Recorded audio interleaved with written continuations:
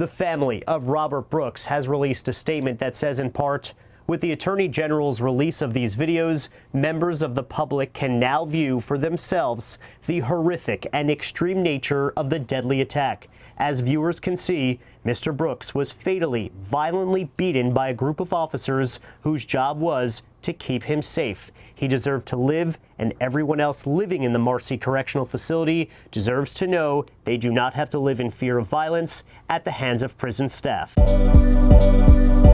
Once again, we begin tonight with the beating death of an inmate in a New York prison at the hands of multiple state corrections officers. Yeah, we now have body camera footage showing what happened between 43-year-old Robert Brooks and those officers. This is Governor Kathy Hochul is calling for these state employees to lose their jobs. The encounter happening on December 9th at Marcy Correctional Facility, that's in Oneida County, located about 7 miles outside of Utica. Brooks died at a hospital the day after the assault, according to officials, on the morning of December 10th. 2.5 weeks after his death, the New York Attorney General's office today released body cam footage from multiple officers involved. The footage shows them attacking Brooks in the face, body, and neck while he is handcuffed on a table. A medical examiner later described his cause of death as asphyxia due to compression of the neck. A total of 13 corrections officers and a nurse have been implicated in this attack. Tonight, 7 News reporter Michael Schwartz is taking us through the body camera footage and showing us what happened leading up to Brooks' death. Yeah, and we do want to warn you tonight, the video that you're about to see, it's very graphic and difficult to watch. Disturbing new body camera footage shows the bloody face of 43-year-old Robert Brooks as he is being beaten by correction officers, struck more than a dozen times, all while handcuffed. It happened the night of December 9th in the infirmary at Marcy Correctional, just outside Utica. My office investigates every case in which an officer of the law, including a correctional officer, may have caused the death of a civilian. New York Attorney General Letitia James opened an investigation last week and on Friday released body camera footage from 4 officers' body cameras. I do not take lightly the release of this video. That night at 9:21, body camera footage from Sergeant Trombley shows a handcuffed Brooks being escorted outside, his body parallel with the ground. A minute later, he's seen being carried by 3 officers into the infirmary. He's placed on an exam table. At 9:24, video shows this officer with his body cam off walk into the room and shove a cloth in Brooks's mouth. He punches Brooks in the face once,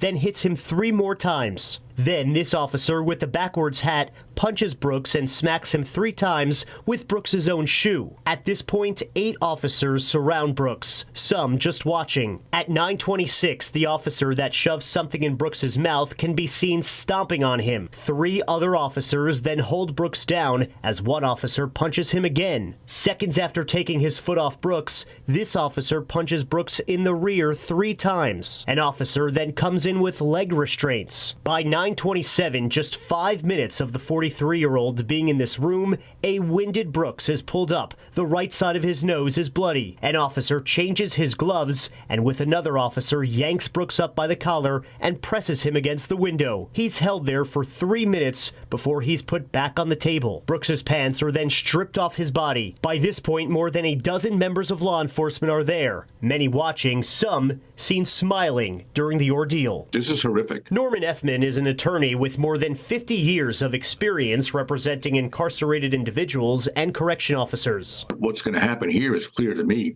There's going to be an indictment.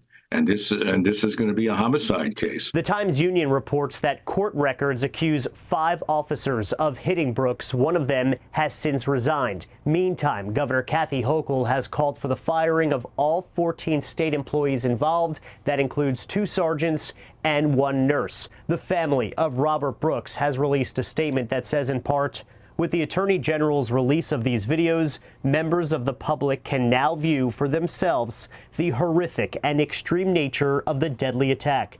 As viewers can see, Mr. Brooks was fatally, violently beaten by a group of officers whose job was to keep him safe. He deserved to live, and everyone else living in the Marcy Correctional Facility deserves to know they do not have to live in fear of violence at the hands of prison staff."